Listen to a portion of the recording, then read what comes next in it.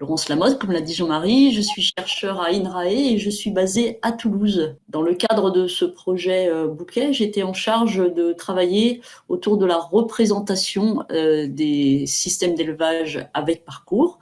Et les objectifs de cette tâche étaient de comprendre le fonctionnement des systèmes d'élevage avec parcours et aussi de partager entre tous les participants ce fonctionnement des systèmes, de partager le vocabulaire et les représentations, de réussir à représenter les flux entrants, les flux sortants et les flux à l'intérieur du système, que ce soit des flux de matière, par exemple l'aliment ou les volailles, mais aussi les flux d'énergie ou même les flux financiers.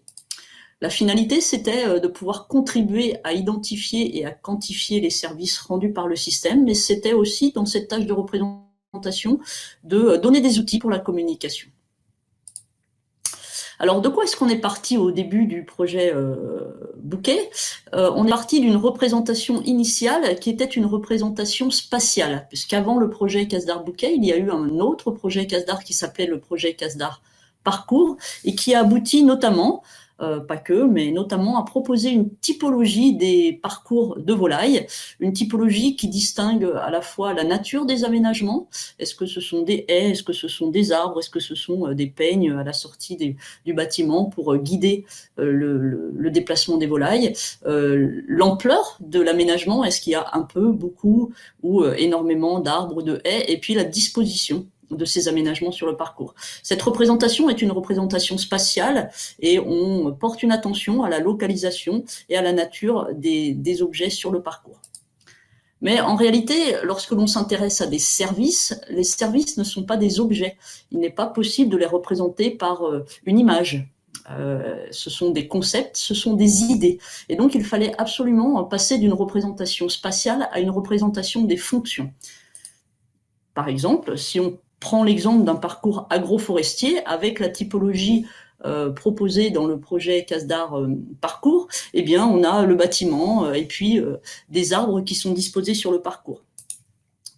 Lorsque l'on s'intéresse aux fonctions, cette fois-ci, on ne va pas forcément s'intéresser au nombre, à la nature, est-ce que ce sont des châtaigniers ou des noyers, et à la disposition, on va surtout s'intéresser aux objets, puisque ce qui nous intéresse ici, ce sont les processus qui permettent d'identifier et de mettre en évidence les fonctions et plus tard les services. Par exemple, si je prends cet exemple-là d'une représentation fonctionnelle type, eh bien on peut, sur le parcours qui est matérialisé par le carré vert, disposer le bâtiment, un poulet, un arbre, et puis les fonctions qui sont intéressantes, là par exemple, les processus, c'est que le poulet va entrer et sortir du bâtiment, que l'arbre va apporter un ombrage aux animaux et que les animaux en retour vont fertiliser. Et on voit que ça, c'est pas de nature matérielle, on ne peut pas mettre une image, c'est simplement un concept.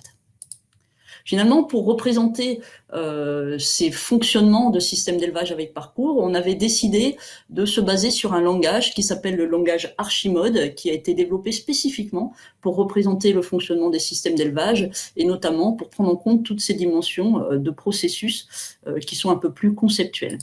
Donc, dans ce langage Archimode, on peut distinguer un certain nombre de choses, dont ce que l'on appelle, nous, des entités, en distinguant les entités d'entrée qui rentrent dans le système et les entités de sortie qui sortent du système. Par exemple, ce qui rentre dans le système, c'est de l'aliment ou de la litière ou éventuellement du matériel d'élevage. Et ce qui sort, ça peut être évidemment des volailles ou autre chose.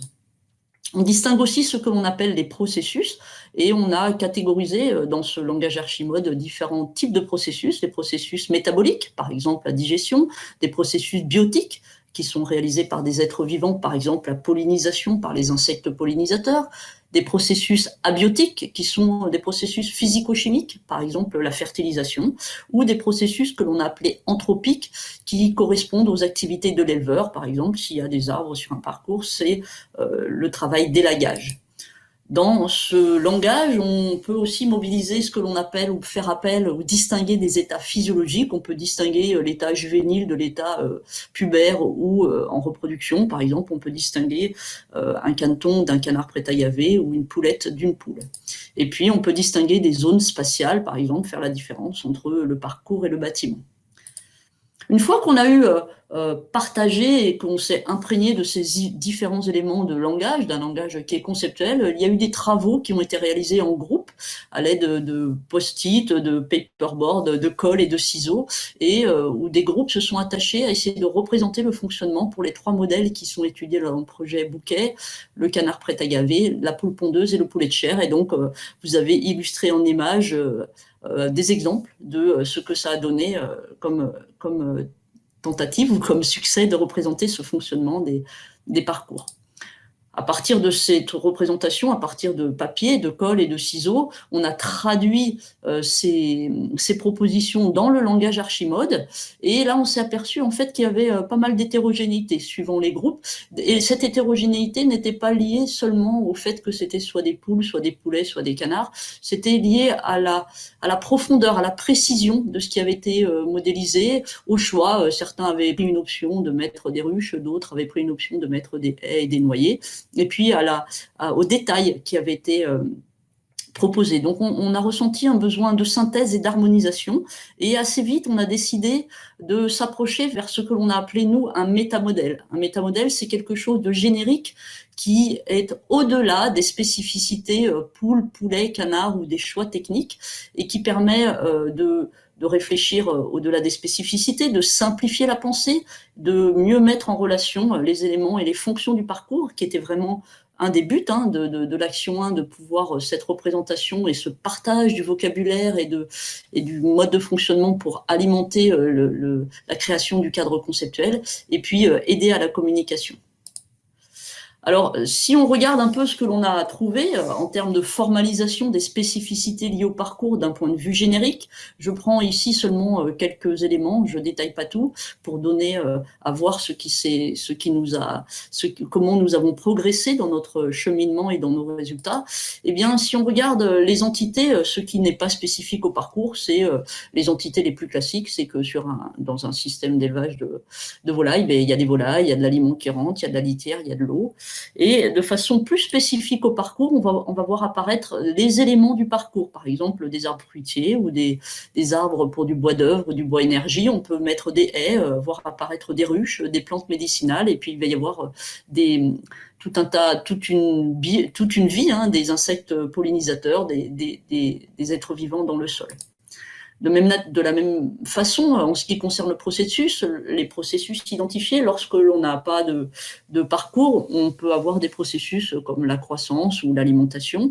Et dès qu'on a un parcours, on voit une multiplicité de processus qui entrent en jeu. La pollinisation, le piétinement, le nichage d'oiseaux dans les arbres, l'ombrage des animaux par les arbres, la fertilisation des arbres par les animaux, et puis surtout tout un tas de tâches d'élevage qui sont spécifiques au parcours, l'implantation, l'aménagement, l'entretien, la récolte, l'élayage. Donc, c'était intéressant et important qu'on partage ça tous ensemble, parce que ce sont ces éléments-là qui sont vraiment mobilisés lorsque l'on va vouloir identifier les services qui sont produits par les parcours de volailles. Donc à partir de tous ces éléments, on a fait une représentation très formelle à l'aide du langage Archimode du fonctionnement générique d'un système d'élevage avec parcours. Je ne vous mets pas dans les détails, mais on voit que les zones vertes, on distingue l'exploitation agricole, l'atelier d'élevage, le bâtiment et le parcours. On a au centre la volaille avec son fonctionnement métabolique, et puis les éléments du parcours. Et sur la gauche, sur la droite, le rectangle qui indique ceux qui rentrent et ceux qui sortent du système. Ce qui est intéressant, et c'était bien ça qu'on cherchait dans cette représentation fonctionnelle, c'est que apparaissent, grâce à l'existence de ce parcours, des processus clés. Par exemple, en violet, j'ai entouré quelques processus clés, le fait que les volailles entrent et sortent du bâtiment, et le fait que s'il y a des plantes médicinales, elles peuvent contribuer à soigner les animaux, l'ombrage ou la protection des animaux par les arbres. Et ça contribue à une fonction autour du comportement exploratoire des animaux. De même, suivant ce que l'on dispose sur le parcours, on peut voir sortir de cet atelier d'élevage du miel, des fruits ou du bois. Et ça, ce sont une fonction autour des produits issus du parcours. Ces deux choses ont été formalisées en service, par exemple, contribuer au bien-être et à la bonne santé des animaux, et produire des ressources et créer de la valeur. Donc on voit qu'il y a eu un lien direct, et c'était ça l'objectif, cette représentation du parcours et les processus clés et l'identification des services rendus par les parcours de volaille. Néanmoins, on a assez vite aussi collectivement fait le constat que ce langage conceptuel, il est pas facile d'accès, il faut se l'approprier. Si on veut le représenter comme il faut en plus s'approprier un logiciel qui permet de bien faire les carrés, les flèches et les zones. Donc on a décidé de revenir à quelque chose de plus visuel pour pouvoir communiquer avec le plus grand nombre. Et donc ça a donné des choses comme ça, c'est-à-dire que autant quand on est sur des concepts, on peut représenter le bâtiment par un rectangle gris et le poulet par un rectangle orange, on a décidé finalement de revenir à des choses visuelles, une poule, des œufs, du miel et des ruches, et les processus clés qui correspondent aux services qui ont été identifiés dans la grille sont représentés par des flèches de différentes couleurs. Par exemple, la flèche rouge pour produire des ressources et créer de la valeur. Finalement, ce passage entre une représentation conceptuelle et une représentation visuelle nous a donné l'idée et l'envie de créer un support pour la création d'un jeu sérieux qui sera présenté tout à l'heure par Marion Pertusa et qui permet d'associer cette représentation visuelle et conceptuelle. Par exemple, pour ce jeu, il y a un plateau qui est vraiment sur une représentation visuelle. Ce plateau représente totalement le parcours avec en bas en gris le bâtiment, en vert clair les aménagements de sortie de bâtiment et puis le parcours en vert plus foncé. Pour ce jeu, on mobilise aussi des aménagements sous forme de cartes qui sont là aussi purement visuels, par exemple des haies ou des arbres avec des cartes que les joueurs peuvent manipuler. Et puis pour ce jeu, on a à disposition des cartes services qui sont là plus du conceptuel avec des processus qui renvoient à des services. Donc au final, cette tâche de représentation qui arrivait assez tôt dans le projet avait été pensée comme une tâche support du projet. On a fait pas mal d'allers-retours entre notre idée initiale qui était purement conceptuelle et puis le final qui était plus un retour vers du visuel. Mais au final, la mission a été accomplie, c'est-à-dire à la fois de contribuer à les discussions autour des services rendus et puis de contribuer à la communication. Je vous remercie de votre attention et je passe la parole à Bertrand.